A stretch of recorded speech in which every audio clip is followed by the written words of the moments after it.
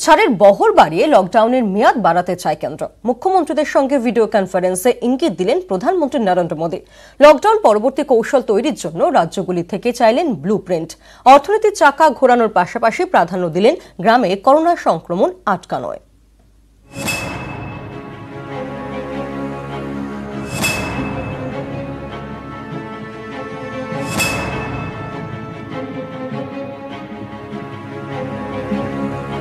দেশ জুড়ে 25শে মার্চ থেকে শুরু হয়েছে লকডাউন। মেয়াদ বাড়তে বাড়তে লকডাউন এখন তৃতীয় দফায়, 17ই মে পর্যন্ত। তারপরেও কি আরেক দফা বাড়ছে লকডাউন? বাড়ানো হচ্ছে ছাড়ের পরিধি? এই প্রশ্নগুলিকে সামনে রেখেই সোমবার সব রাজ্য ও কেন্দ্রশাসিত অঞ্চলের মুখ্যমন্ত্রীদের সঙ্গে ভিডিও কনফারেন্সে যোগ দেন প্রধানমন্ত্রী নরেন্দ্র মোদী। বৈঠকে লকডাউনের মেয়াদ নিয়ে স্পষ্ট ঘোষণা না হলেও সূত্র মারফত জানা গিয়েছে 17ই মের পরেও সম্ভবত বাড়ছে লকডাউনের মেয়াদ। একই সঙ্গে চতুর্থ দফার লকডাউনে বাড়ছে ছাড়ের বহরও। এদিন লকডাউন পরবর্তী কৌশল তৈরির জন্যই 15ই মের মধ্যে রাজ্যগুলির থেকে ব্লুপ্রিন্ট চেয়েছেন প্রধানমন্ত্রী। একই সঙ্গে বৈঠকে কেন্দ্রের অগ্রাধিকারের জায়গাগুলিও স্পষ্ট করে দিয়েছেন মোদী। তা হল অর্থনীতির চাকা ঘোরাতে প্রয়োজনীয় পদক্ষেপ, পরিযায়ী শ্রমিকদের ফেরার পর গ্রামে করোনা সংক্রমণ ছড়াতে না দেওয়া, অর্থনীতির চাকা ঘোরানোর জন্য করোনা নিয়ে আপোষে নারাজ মোদী সরকার, অর্থাৎ জীবন বাঁচিয়েই জীবিকার সংস্থান চায় কেন্দ্র। এই লক্ষ্যে এদিন প্রধানমন্ত্রী বলেন, আমরা যখন ধাপে ধাপে লকডাউন তোলার কথা ভাবছি, সে সময় মনে রাখা উচিত যে করোনার ভ্যাকসিন আবিষ্কার বা অন্য কোনো সমাধান না পাওয়া পর্যন্ত সামাজিক দূরত্ব বজায় রাখাই করোনা মোকাবিলার সবচেয়ে বড় অস্ত্র। দেশকে অনেক চ্যালেঞ্জের মুখে দাঁড় করিয়েছে করোনা, তবে প্রধানমন্ত্রীর আশা দেশের সামনে অনেক নতুন সুযোগ তৈরি করে দেবে এই করোনা ভাইরাস। এই সুযোগগুলি কাজে লাগাতে প্রতিটা রাজ্যের সহযোগিতা চেয়েছেন প্রধানমন্ত্রী নরেন্দ্র মোদী। নিউজ 18 বাংলা। করোনা মোকাবিলায় টার্গেট করা হচ্ছে রাজ্যকে। মুখ্যমন্ত্রীদের সঙ্গে প্রধানমন্ত্রীর ভিডিও বৈঠকে সরব মমতা বন্দ্যোপাধ্যায়। মুখ্যমন্ত্রীর অভিযোগ, রাজনৈতিক কারণে টার্গেট হচ্ছে বাংলা।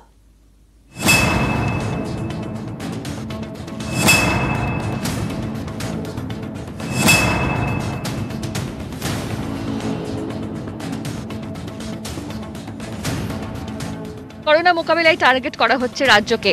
মুখ্যমন্ত্রীদের সঙ্গে প্রধানমন্ত্রীর ভিডিও বৈঠকে এই অভিযোগে সরব মমতা বন্দ্যোপাধ্যায়। দেশের করোনা পরিস্থিতি ও লকডাউন কৌশল নিয়ে মুখ্যমন্ত্রীদের সঙ্গে ভিডিও বৈঠক করেন প্রধানমন্ত্রী। এই বৈঠকেই প্রধানমন্ত্রীকে মমতা বলেন, রাজনৈতিক ফায়দা তুলতে বাংলাকে আক্রমণ করা হচ্ছে।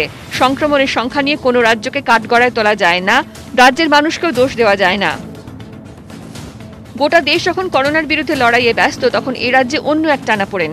গত কয়েক সপ্তাহ ধরে কেন্দ্র রাজ্য দড়ি টানাটানি, চিঠি পাল্টা চিঠি, অভিযোগ পাল্টা অভিযোগ, কেন্দ্রীয় প্রতিনিধিদের আনাগোনা, পরিযায়ী শ্রমিকদের ফেরানো নিয়ে কেন্দ্রীয় স্বরাষ্ট্রমন্ত্রীর চিঠি। অথচ পরিসংখ্যান বলছে মহারাষ্ট্র, তামিলনাড়ু, গুজরাট, দিল্লি ও রাজস্থানে কোভিড আক্রান্তের সংখ্যা অনেক বেশি। এইসব রাজ্যে সংঘাত পরিস্থিতি তৈরি হয়নি। রাজ্যের অবস্থান স্পষ্ট করে মুখ্যমন্ত্রী বলেন, যুক্তরাষ্ট্রীয় পরিকাঠামোয় আঘাত বরদাস্ত করা যায় না, কেন্দ্র বুলডোজার চালালে তা মানা হবে না। মুখ্যমন্ত্রীর অভিযোগ, কেন্দ্রের পরিকল্পনার অভাবেই ভুগছে রাজ্যগুলো।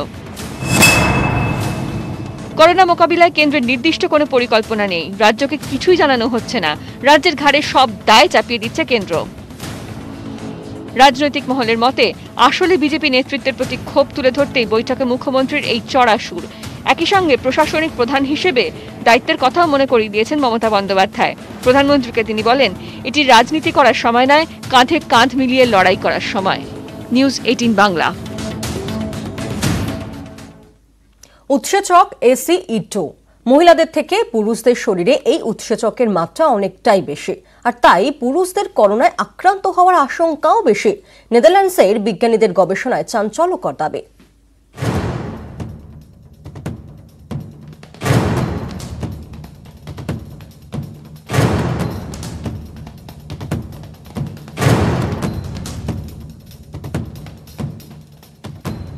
বিভিন্ন দেশেই দেখা গেছে মহিলাদের তুলনায় পুরুষরা করোনায় বেশি আক্রান্ত। কিন্তু কেন? নেদারল্যান্ডসের বিজ্ঞানীরা এর জন্য একটি উৎসেচককে দায়ী করেছেন। উৎসেচকটির নাম অ্যানজিওটেনসিন কনভার্টিং এনজাইম 2। নেদারল্যান্ডসের ইউনিভার্সিটি মেডিকেল সেন্টার গ্রনিনজেনের বিজ্ঞানীদের দাবি, মহিলাদের তুলনায় পুরুষদের শরীরে ACE2 এর মাত্রা অনেক বেশি। এই উৎসেচকটি কোষের গায়ে লেগে থাকে। এটি এক ধরনের রিসেপ্টর বা গ্রহিতা। করোনা ভাইরাস শরীরে প্রবেশ করলে এই উৎসেচক তাকেও গ্রহণ করে, ফলে ভাইরাসটি কোষের মধ্যে ঢোকার সুযোগ পায়। তারপর ছড়িয়ে পড়ে সারা শরীরে। হৃৎপিণ্ড, ফুসফুস, লিভারে এই উৎসেচক থাকে। নেদারল্যান্ডসের বিজ্ঞানীদের দাবি, যেহেতু মহিলাদের থেকে পুরুষদের শরীরে এই উৎসেচকের মাত্রা অনেকটাই বেশি, তাই পুরুষদের করোনায় আক্রান্ত হওয়ার আশঙ্কাও তুলনায় বেশি। নিউজ 18 বাংলা। করোনা যুদ্ধে দেশের হাতে বড় অস্ত্র তুলে দিল DRDO। রোজকার ব্যবহারের জিনিসে লুকিয়ে থাকা ভাইরাস মারতে অত্যাধুনিক যন্ত্র আবিষ্কার করল প্রতিরক্ষা গবেষণা সংস্থাটি। এই যন্ত্রের সাহায্যে করোনা মুক্ত করা যাবে মোবাইল, ল্যাপটপ, ওয়ালেট থেকে ব্যাংক নোট।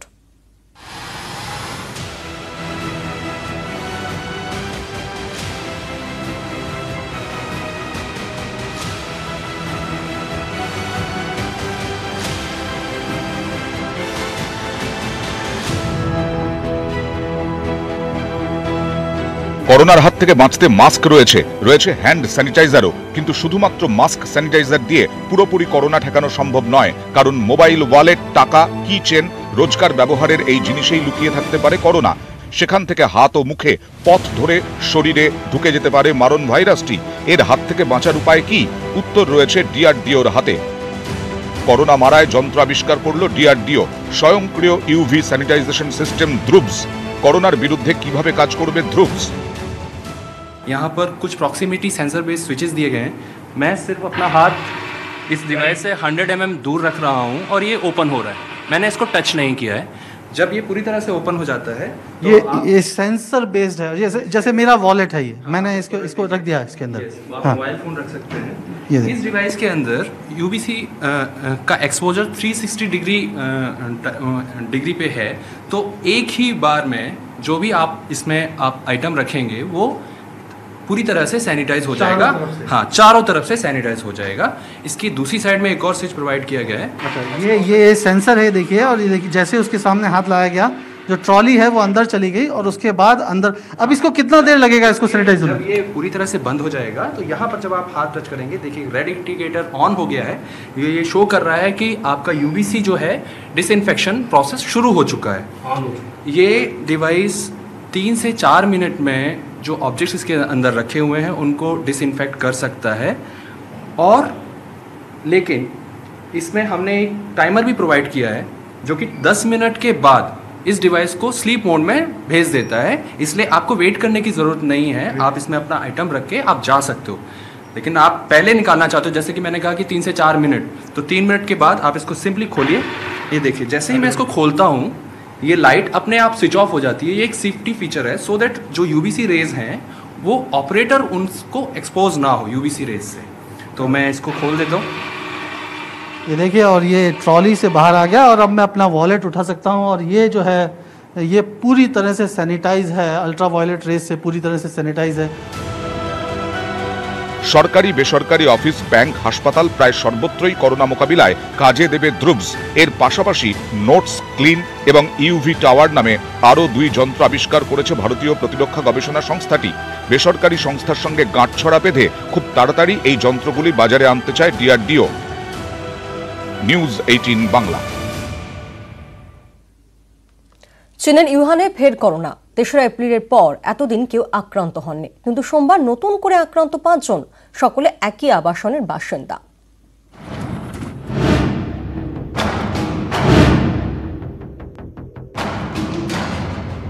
চীনের ইউহান শহর, এখানেই প্রথম করোনা আক্রান্তের খোঁজ মেলে।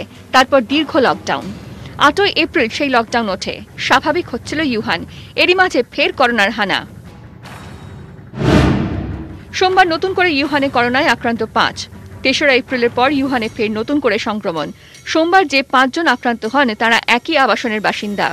প্রত্যেকেরই আগে করোনা টেস্টের রিপোর্ট পজিটিভ আসে, কিন্তু উপসর্গ ছিল না, তাই তাদের আক্রান্ত হিসেবে ধরা হয়নি। কারণ উপসর্গ না থাকলে চীনের সরকারি হিসেবে তাকে আক্রান্ত হিসেবে ধরা হয় না। শুধু ইউহানই নয়, সুলান শহরেও গত শনিবার নতুন করে 11 জন আক্রান্ত হন। পরের দিন থেকেই সেখানে ফের লকডাউন শুরু। চীনের উত্তর পূর্ব, রাশিয়া ও উত্তর কোরিয়ার সীমান্তবর্তী শহর সুলান। এটাই এখন চীনের একমাত্র শহর যেখানে হাই রিস্ক। তবে ইউহানে যেভাবে প্রায় 40 দিন পর নতুন করে করোনা আক্রান্তের খোঁজ মিলল, তাতে অনেকেই চিন্তিত। করোনা কি তাহলে ফিরে ফিরে আসছে? এই প্রশ্ন ভাবাচ্ছে বিশেষজ্ঞদের। নিউজ 18 বাংলা। 9 মাসের অন্তঃসত্ত্বা হয়েও বাড়ি ফেরার মরিয়া চেষ্টা, মাঝপথেই সন্তান প্রসব। বাবা মা নবজাতককে নাম দেন কোভিড। মা ও সদ্যজাতককে জলপাইগুড়ির বীরপাড়া স্টেট জেনারেল হাসপাতালে ভর্তি করা হয়েছে। প্রসূতি ও সন্তান দুজনেই সুস্থ আছে। লকডাউনে অসমের কোকরাঝাড়ে আটকে পড়েন 110 জন শ্রমিক। লকডাউনে কাজ বন্ধ হয়ে যাওয়ায় ভাড়ারে টান পড়ে, বাধ্য হয়ে বাড়ির পথে রওনা। ট্রেলারে চেপে বিহারের উদ্দেশ্যে রওনা দেন শ্রমিকেরা। দলে ছিলেন এক অন্তঃসত্ত্বাও। ট্রেলারে হঠাৎই তার প্রসব যন্ত্রণা শুরু হয়। জলপাইগুড়ির গয়েরকাটায় এশিয়ান হাইওয়ে 48-এ গাড়ি দাঁড় করান চালক। খবর পেয়ে ঘটনাস্থলে যান আশাকর্মী, স্থানীয় মহিলারা। রাস্তার ধারেই ফুটফুটে সন্তানের জন্ম দেন আসলিমা বিবি। দম্পতি সদ্যজাতের নাম রাখেন কোভিড। ঘটনাস্থলে আসে বানারহাট থানার পুলিশ। তাদের উদ্যোগে মা ও শিশুকে বীরপাড়া স্টেট জেনারেল হাসপাতালে ভর্তি করা হয়েছে। জলপাইগুড়ি থেকে রনি চৌধুরী, নিউজ 18 বাংলা। হুগলিতে বাড়ছে করোনা ভাইরাসের সংক্রমণ। মনের আতঙ্ক কাটাতে হুগলির হরিপালের 31 জন ও সিঙ্গুর ব্লকের 50 জন অ্যাম্বুলেন্স চালকদের পিপিই কিট ও স্যানিটাইজ মেশিন দেওয়া হলো। রোগী বহনকারী অ্যাম্বুলেন্স চালকদের নিরাপত্তা আরও সুনিশ্চিত করতে পিপিই কিট প্রদান করা হয়।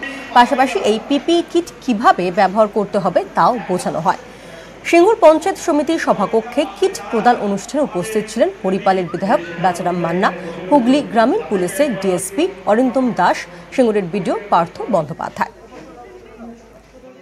করোনার এই অতি মহামারীতে সবাই আতঙ্কগ্রস্ত।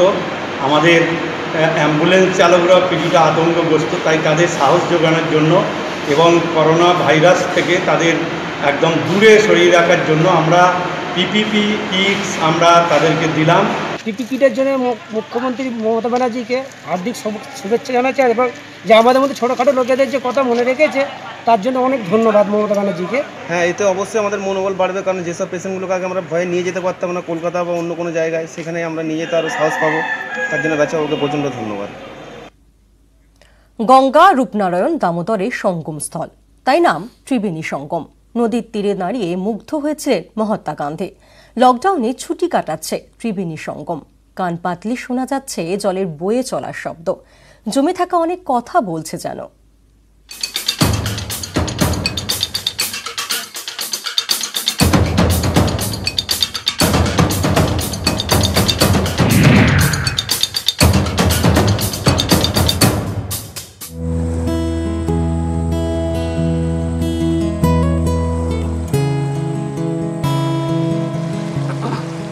বড় জাহাজের যাতায়াত নেই, সারিবাঁধা নৌকাও আর জলে নামছে না। গেউখালির পাড়ে এখন শুধুই জলের শব্দ।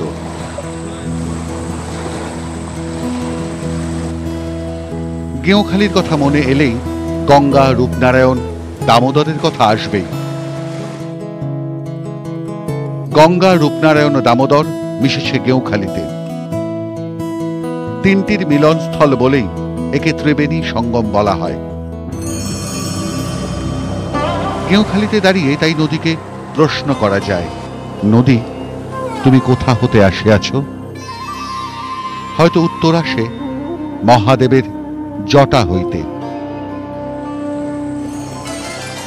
লকডাউনের আগে সবটাই একই রকম ছিল, তবে এত স্বস্তি ছিল না।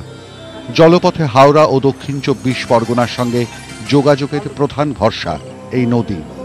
ভোররাত থেকেই ব্যস্ততা, লঞ্চ আর নৌকোর যাতায়াত, মানুষের ভিড়। হাওড়ার গাদিয়ারা ও দক্ষিণ 24 পরগনার নূরপুরে যাতায়াত চলত। লঞ্চে গাদিয়ারা ও নৌকায় নূরপুর যাতায়াত চলত। লকডাউনের জেরে যাতায়াত বন্ধ। নদীর পাড়ও শুনশান, দূষণ কমছে, তাই নদীর জলও অনেক স্বচ্ছ। এই নদীতে জাহাজ চলে, লঞ্চ চলে, তার একটা শব্দ আসে, কিন্তু লকডাউন যা শুরু হয়েছে এই নদীতে কোনো একটা আওয়াজ নেই, কোনো শব্দই নেই এখানে। গেউখালি আর রূপনারায়ণের পরতে পরতে ইতিহাস, তাম্রলিপ্ত বন্দরের ঐতিহ্য, জলদস্যুদের ঘাঁটি, কি দেখেনি গেঁওখালি? উইলিয়াম কেরির লেখায় গেঁওখালির বর্ণনা। একে ডার্টি টাউন বলে উল্লেখ করেছিলেন কেরি। কেরির ম্যানেজার রামরাম বসুর লেখায় আবার সেটাই মদের ভাঁটি। গেঁওখালির গা ঘেঁষে রূপনারায়ণ আবার স্নিগ্ধ সুন্দর, যার রূপে মুগ্ধ হয়েছেন বড়লাট থেকে ফরাসি পর্যটকও। বহু নদীর মিশ্রণ কিন্তু রূপনারায়ণ এই নদ। এটা হচ্ছে গড়বেতা থেকে শিলাই বা শিলাবতী নদী, ঘাটালের কাছে দ্বারকেশ্বর নদী, এই দুটো মিলিত হয়ে এই শিলাই দ্বারকেশ্বর তার নাম পরিবর্তন করে রূপনারায়ণ নদ নাম নিয়ে আমাদের হলদিয়ার দিকে আসছে এবং মহিষলের কাছে গেঁওখালিতে গঙ্গা নদীতে মিশছে। এই রূপনারায়ণ নদ প্রাচীনকালে বিভিন্ন নামে, কখনো তামলি, তাম্মলি, পাত্রঘাটা নদী, একমাত্র রেনলের মানচিত্রে আমরা পাচ্ছি কিন্তু রূপনারায়ণ নদ। কবিতায় গানে ছড়াতেও যা উঠে এসেছে বারবার।